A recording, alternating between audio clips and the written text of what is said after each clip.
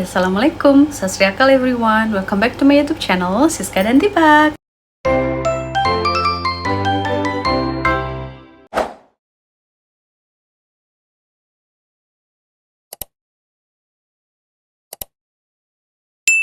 Di dua video sebelumnya, aku dan suamiku sudah menjelaskan tentang bagaimana proses untuk membuat NOC of Parents, Single Status Certificate, dan juga cara mendapatkan NOC untuk Single Status Certificate atau affidavit di Kedutaan Besar India yang ada di Jakarta.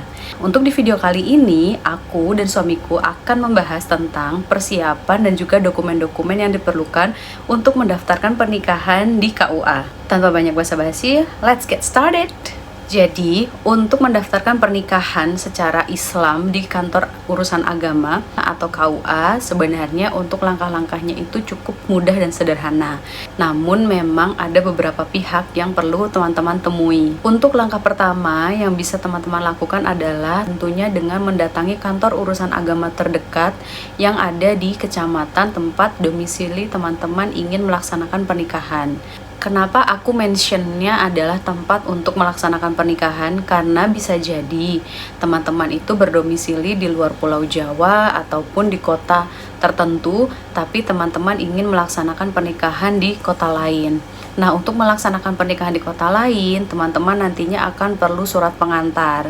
Tapi karena di case aku melaksanakan pernikahan itu di domisili sesuai KTP ku, maka aku mendatangi kantor KUA yang ada di kecamatan sesuai dengan alamat yang tertera pada KTP ku. Ketika mendatangi kantor urusan agama, teman-teman tinggal menyampaikan kepada staf yang bertugas bahwa teman-teman ingin melaksanakan pernikahan dengan WNA. Kalau di case aku berarti WNA India ya. Kenapa perlu diperjelas? Supaya pihak KUA juga tahu kira-kira dokumen apa saja yang perlu kalian siapkan. Untuk teman-teman yang ingin melaksanakan pernikahan dengan WNA, sebenarnya syaratnya itu tidak jauh berbeda ya. Jadi untuk video kali ini tidak spesifik hanya untuk WNA India, bisa jadi WNA Amerika, WNA Inggris, ataupun WNA dari negara manapun. Setelah mendatangi kantor urusan agama, dari pihak KUA nantinya akan memberikan daftar dokumen yang perlu kalian siapkan untuk keperluan pendaftaran pernikahan. Sejujurnya untuk istilah-istilah dokumennya aku agak-agak lupa, tapi intinya adalah dokumen N1 sampai N4 kalau aku nggak salah ingat ya. Nah, tapi untuk langkah-langkahnya gambarannya adalah seperti ini. Jadi yang pertama, aku mendatangi KUA untuk menanyakan syarat-syarat dokumennya. Setelah aku mendapatkan gambaran untuk semua daftar dokumen, kemudian aku mendatangi pihak kelurahan untuk menginfokan serta meminta izin bahwa aku dan suamiku ingin melaksanakan pernikahan sesuai dengan domisili KTP ku.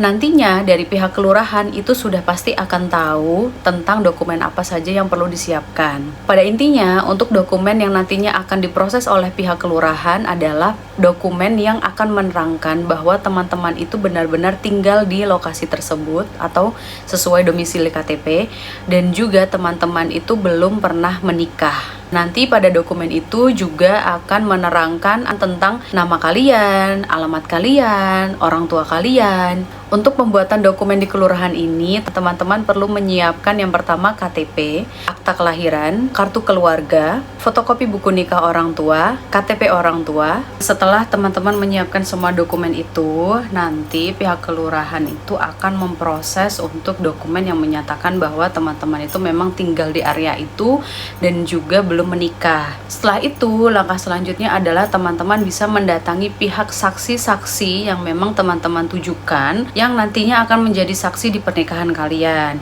Jangan lupa juga minta fotokopi KTP mereka, karena nantinya ketika teman-teman menyerahkan semua berkas itu ke KUA, fotokopi KTP saksi itu sangat-sangat diperlukan. Setelah dokumen yang perlu diproses di kelurahan itu sudah selesai, langkah selanjutnya yang perlu dilakukan adalah teman-teman melakukan cek kesehatan di puskesmas. Jadi, sewaktu di puskesmas, aku menyampaikan kepada staf puskesmas bahwa aku ingin melaksanakan pernikahan. Namun, pada waktu itu karena suami aku belum sampai di Indonesia, jadi untuk melakukan tes kesehatan kita melakukan di tempat yang berbeda.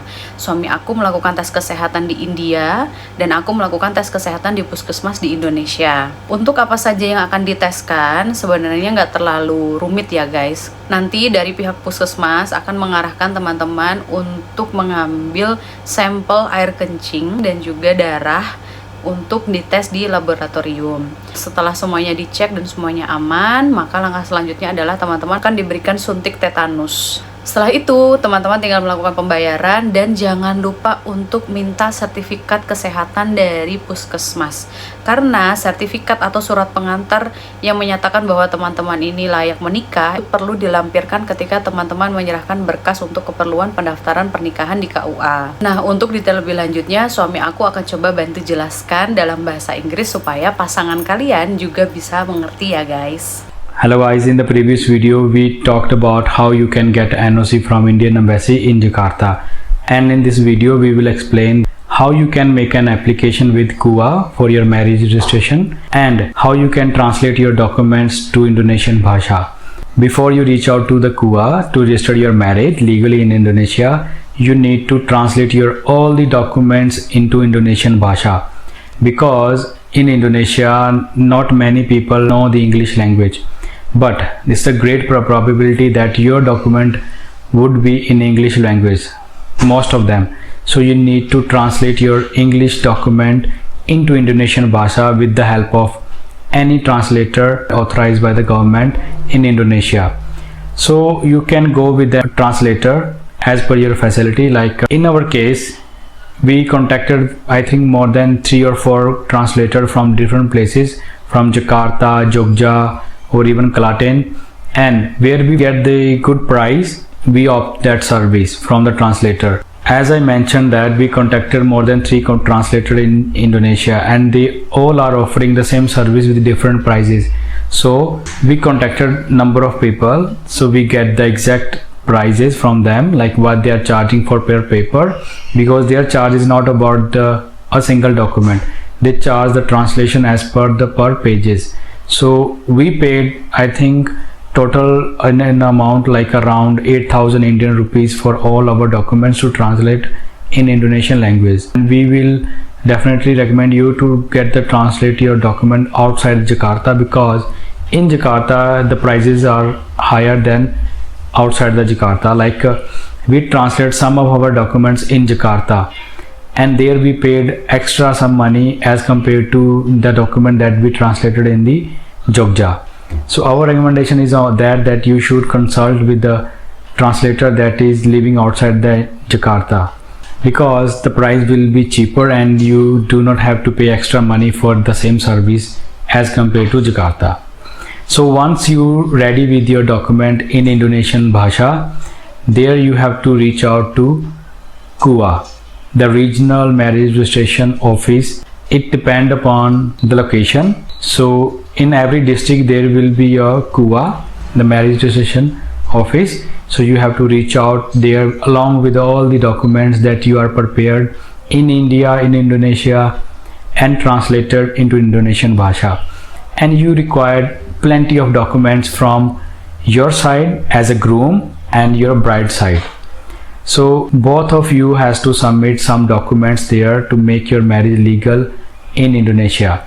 So I will explain the document that I have submitted there as a groom to register my marriage as per Indonesian law, and later on in this video my wife will explain that what kind of document she has submitted. So let's start it. I will explain one by one what kind of document that you require. So first of all, you require your passport along with the valid visa stamp. Like in my case, I forget, I only bring the passport copy with the biodata. I didn't take a copy of the stamp on my passport for Indonesian visa. So asked me, and I have to go back for the photocopy shop and get a printout again, and that consumed little bit time because the shop was little far from the KUA. So to avoid that hassle, I will say that take the passport original and the copy of your passport along with the copy of visa stamp on your passport. Do not forget that.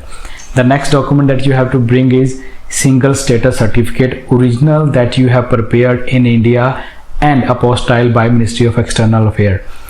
And after that you need NOC of parents. the willing of your parents that you are free to marry in Indonesia. So, original document you required along with your single status certificate. The fourth document that you have required is your educational certificates, your high school certificate along with your graduation certificate if you are graduate. So the next document is visa, that I explained that you should have a copy of your visa, Indonesian visa, valid one, that you are staying in Indonesia and you are not illegally reach out there.